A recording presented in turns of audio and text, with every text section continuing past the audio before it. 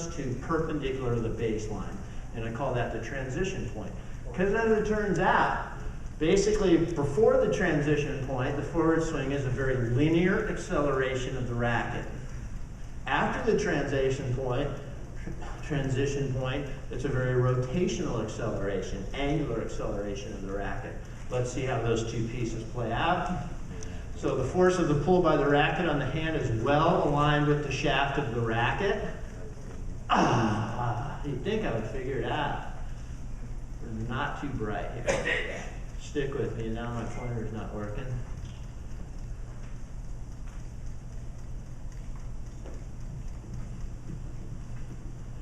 So this is the position coming out of the dynamic slot. Essentially the force is going to be something like this. This is an estimation, but if you can see, the dynamic slot kind of pulls that racket right into the line of that force, which means I'm just kind of like pulling that thing along the butt end. Now tennis has been taught in tennis, point the butt end at the racket and all that kind of stuff, which it actually turns out to be a pretty good piece of advice, as long as that path is optimized. But the fact of the matter is, the butt end is going to point at the ball at any of these type swings.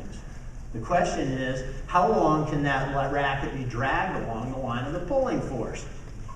So you have to be a little bit more specific about it than that. It's not just the butt end, it's how the thing works. But essentially, once I come out of the flip, I'm in behind the hand, and I'm just essentially just pulling it along the optimized path for a period of time. Questions? That's a pretty good way to accelerate something, by the way. Right. Yes?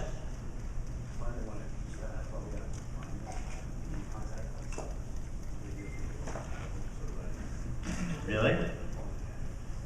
He's saying so it comes out this way too much. But is the hand path coming out here, or is it cutting tight to the body?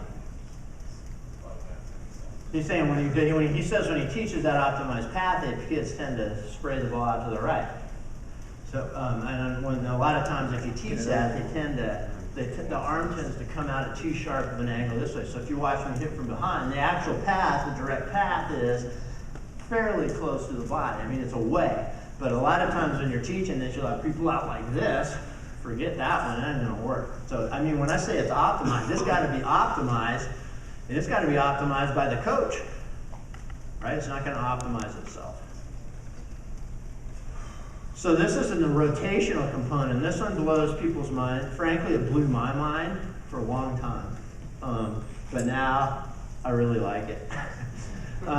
So basically, at a certain point, as I'm pulling that thing along, the racket starts to rotate towards this contact configuration, right?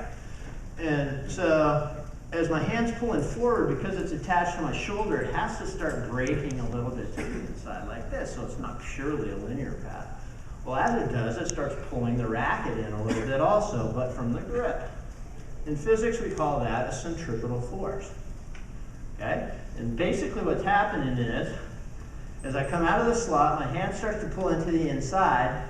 I'm creating a force on the butt end of the racket that looks like this now instead of straight along. And because of the way that's oriented relative to the racket's going to want to tend to rotate into contact. Well, that's great, because that's exactly where we want the racket to rotate, into contact, right? So in theory, if I have this optimized path and I time it perfectly of when I break that transition point and let the racket go, then I can get my angular acceleration into contact for free, essentially. Not totally free, because I still need a lot of arm motion and all that kind of stuff. But how does that happen in a type 3 swing? So as the centripetal force starts to turn into become centripetal to the butt end of the racket's going to want to rotate, but it will only do so if I let some joint make it rotate. And in the ATP type 3 swing, it's the wrist. Uh-oh. Now we're going to have a big problem, right? Because now we're going to get into, do you slap it? Well, actually, when you're teaching the type 3 swing to a lot of people and they're slapping it, it means they're using the wrist as the elastic return mechanism. But in the real ones, the good ones, the wrist is essentially a passive thing. So as the centripetal force pulls in, the wrist joint is allowed to rotate And it's a fairly subtle 40, 45, 50. John says that it changes, that angle changes depending on if you're going down the line or across court, which makes sense, da-da-da-da-da. But the centripetal force turns it in, and I just let the wrist joint kind of swing open like a rusty gate in a way, hold the thought, until the racket becomes aligned. So really, the racket, the wrist becomes a control factor for the orientation of the racket at impact. Now, that's in a perfect world. What I measure most of the time with people with this type of swing is not that. They break that transition point at not quite the right time, and so the muscles around the wrist joint are actually acting in opposition to the direction of the wrist angular motion. So my wrist is actually going like this. I don't know if you can see it.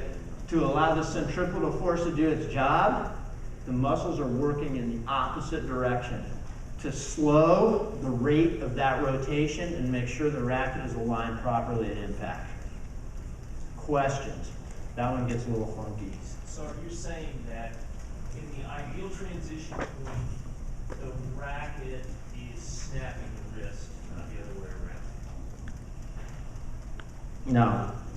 In the ideal transition point, what I'm saying is that the wrist motion that you see to allow the centripetal force to angularly rotate the racket can be done with no inhibition from the other muscles. It's a free hinge at that point. So the racket is moving the wrist as opposed to the wrist moving the racket? The wrist is allowing the racket to move in a passive, relatively passive way.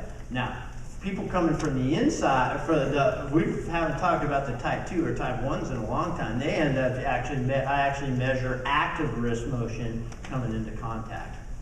I've yet to measure anyone that has zero wrist. It's either forward or back, but you got to watch this one then, because you'll get, especially boys, they get to 16, 17, they start feeling good about this, and instead of absorbing the flip into the shoulder joint to return it as what we call a roll to give you the vertical speed, they'll accept the flip, which you can do. We don't want that as a wrist flexion or extension, and return that as a flexion in an elastic return, and it's obvious, man. I mean, that's just a snap and it's an ugly thing to see. And they can hit it real hard that way, though. Don't get in front of it. I won't mention the names. All right, what do we got? Yeah. It seems like when you slap, though, as you just alluded to, you can get a lot more power. Is the concern that you are not getting enough interior shoulder rotation, and also that's exactly the cause for injury in the wrist with the slap? That's a concern, but the big one is from a performance perspective. From an injury perspective, that is a concern. From a performance perspective, the snapping of the wrist is going to interfere with your ability to generate vertical racket speed through internal rotation of the shoulder. It's a lot of fun, though, to slap. Slap away, man. I mean, go for it. Slap it. That's not what these guys are doing enough. Do you see when John was showing his high def? The doll's a great one to watch for this, because he does have very muscular biceps, and you can watch the way that thing turns over coming into impact. I mean, it's just like, wow. A lot of people, it's really hard to tell. And I have very sophisticated methodologies to measure actually how this bone is turning based on the markers on the skin. But for him, man, it's just like, wow. That's one that's cool to see. Other questions? Yes? I found that too much pressure, the index finger is actually destroying the conservation movement rather than the wrist. When I ask people, there's some motion of the racket relative to the hand, and then there would be that factor. I mean, the fact of the matter is, though, that what has the most range of motion to allow that centripetal force to it? So, okay, so what he's saying is that there's some motion of the racket relative to the hand, actually. So. if I encourage them to squeeze more of the fingers rather than this, kind of get. Yeah, so there's an additional rotation, not just from the wrist, but from the racket relative to the hand due to the soft tissues of the palm. And if you can enhance that by changing the pressure on the grip, then that would help. I agree. That's getting pretty minutiae, though. for me. Wow. Okay, now we're gonna get a force transducer, and if you break this rule, I love it. No, basically there's slide adaptations to cover any range, any height, and I mean, there's a whole litany of slide adjustments that you make to deal with anything that you would see on the court. I don't have time to get into all of those. Other questions? Okay, so player development implications. All right, well, here's the way I live my life. If muscle performance and arm path optimization are more important than strength of type 3 forehand is accessible to anyone with proper instruction, and I mean anyone. That's the way I live my life. That's my coaching decision. I believe that to be true with the deepest fiber of my soul. We have some evidence that this works at Rick's house down in Boca. Transformation from the type 1 to type 3 has been accomplished with players as young as 6, boy and girl, with no loss in racket speed and enforced increase with speed quantified. Now, is it the right thing to do with everyone? That is a coaching philosophical decision for each person. I would never impose that on anyone. Based on the evidence and the way I know this thing works, and I've seen it work with a bunch of age groups, I'm gonna build this in early.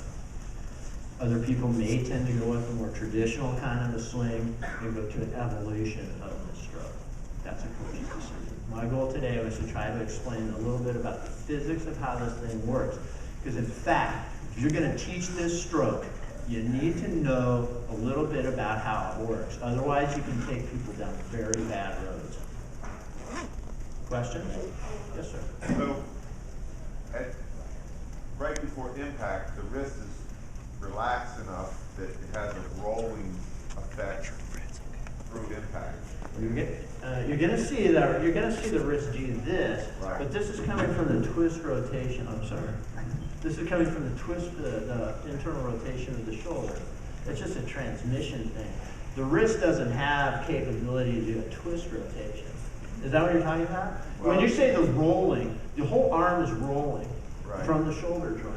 So that's what you're trying to enhance with the lateral component of the flip and then roll. You look confused. So, well, The wrist thing I'm talking about is a flexion extension kind of a thing. if you were gripping the racket like a lot of beginners do, way too hard, Okay. that stroke wouldn't work. Yeah, you want to be relaxed, for sure. I mean, if you're gripping it so tight that you're locking out the motion of the wrist, which is possible because those tendons cross the wrist joint, then yeah, it's going to be a problem in getting that angular acceleration. Is that where you're getting at? Yeah.